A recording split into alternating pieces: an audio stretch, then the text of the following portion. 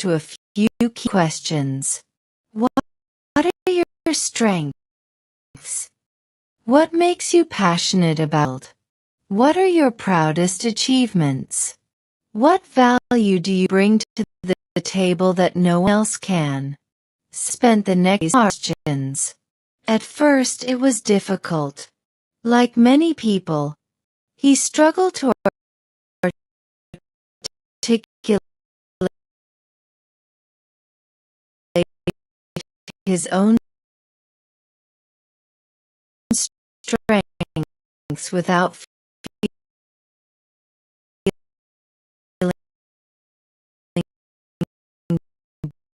boastful or unsure. But the more he wrote, the clearer it became. Sam realized that he had a lot to offer. He just needed to learn how to communicate it. For example, one of his strengths was his ability to solve complex problems. During his job, he had a project that was falling behind schedule. Sheer determination and strategy to get the track. And an accomplishment. It demonstrated leadership to deliver. Needed light stories like his non-verbal master with his self-reflection complete. Mr. Anderson him that speaks before the first question is asked. The moment you walk into that room, you're being evaluated, Mr. Anderson said. Your posture, your handshake, your eye contact. All of that sends a message before you even open your mouth. They spend hours practicing these small but crucial details. Mr. Anderson should walk with purpose and confidence. How to offer a firm but not overpowering handshake, and how to maintain eye contact without coming across as intimidating. It's about finding the right balance, Mr. Anderson explained. You want to project confidence, but you also want to be approachable. Sam practiced these nonverbal cues until they felt natural. He noticed that even when he wasn't speaking, his body language could make a powerful impact. It was all part of the communication process, and it gave him a sense of control he hadn't felt before. Step 3. The elevator. Now that Sam had groundwork, it was time to tackle one of the most critical parts of any interview. The elevator pitch. Tell me about yourself, Mr. Anderson said one afternoon, stating the start of the interview. Sam froze. This was the question he had always dreaded. Sum up his entire career in just a few days. He talked without sounding either too humble or too arrogant. Take a breath, Mr. Anderson advised. Start with where you are now, briefly touch on your past experience, and then finish by explaining what excites you about this opportunity. And remember, this is a story, not a list of accomplishments. Sam took a deep breath and tried again. I'm currently working as a manager at a marketing agency, where I've been responsible for overseeing campaigns for a variety of clients. Before that, I worked as a content creator, which gave me a strong foundation in digital marketing. What really excites me about this opportunity is the chance to bring my project management skills to a company like TechNexus, where innovation and creativity are at the forefront. It wasn't perfect, but it was a start. Over the next few days, Sam refined his elevator pitch, adding more personal details to make it feel authentic. He practiced until it rolled off his tongue naturally. Step 4. Method. Mr. Anderson introduced Sam to the sit task for answering interview questions.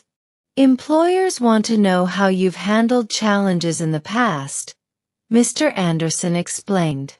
They're looking for evidence that you can solve problems and add value to their company. They spent several sessions going over common behavioral questions. Sam learned how to structure his STAR method.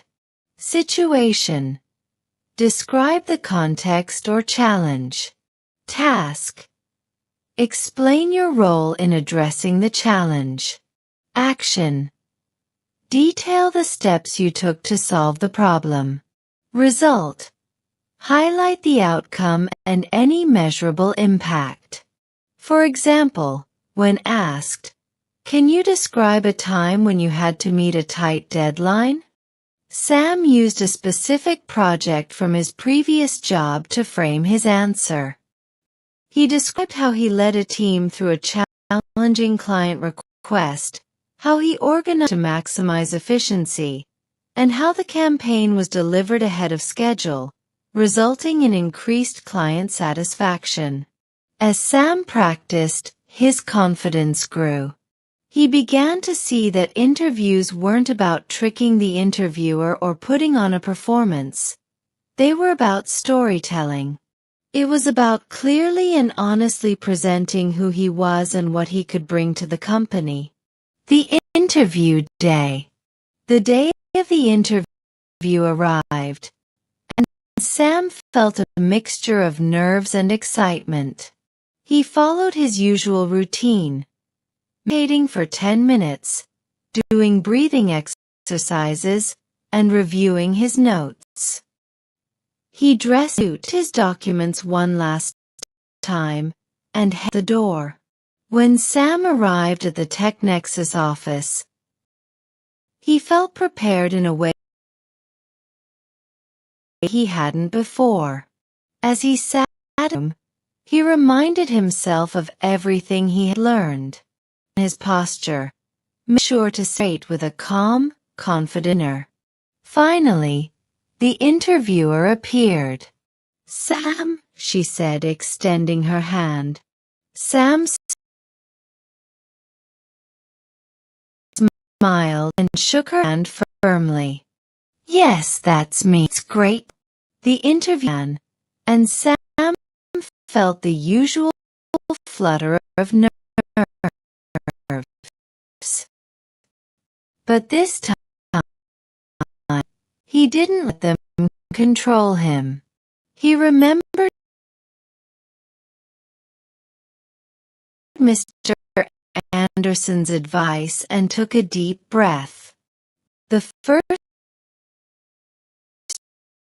few questions were straightforward. "Tell us about yourself. Why do you want to work at TechNexus?" Sam had his answer. He told his story, giving in his experience. The interviewer nodded, clearly engaged. Then came questions, the behavioral ones.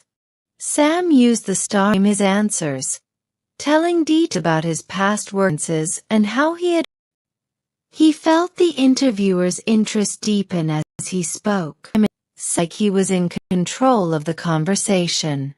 The interview flew by, and before it was over. "Thank you so much for coming in," the interviewer said, standing up. "We'll be in touch." As Sam walked the building, he felt a sense of accomplishment he hadn't felt in a long time. He had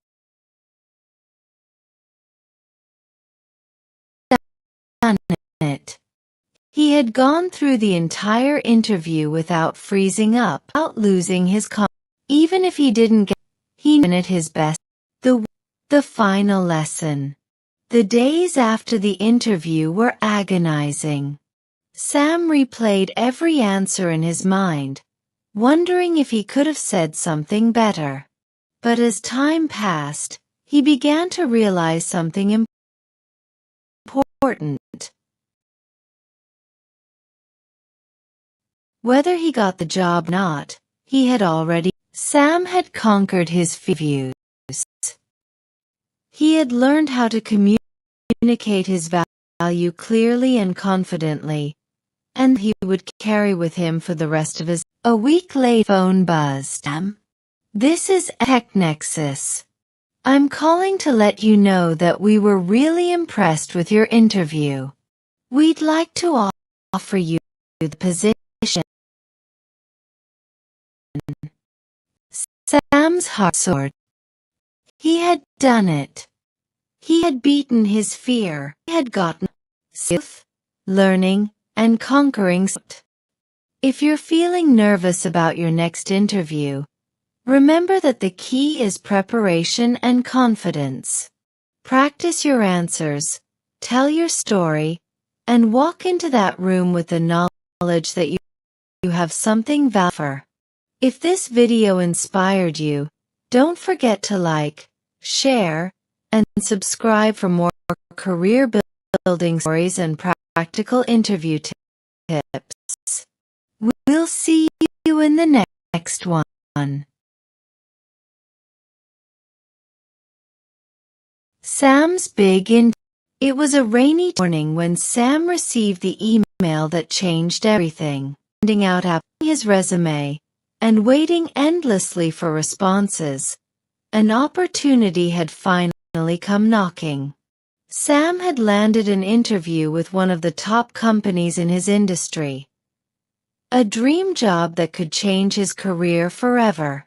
But as the excitement started to sink in, so did the anxiety. Sam had always struggled with interviews. Talking about himself, his skills, and his experiences in front of strangers made him feel awkward and self-conscious. He had been rejected before due to not articulating his thoughts well enough, and the fear of failure weighed heavily on him. He knew that this time, he couldn't afford to mess up.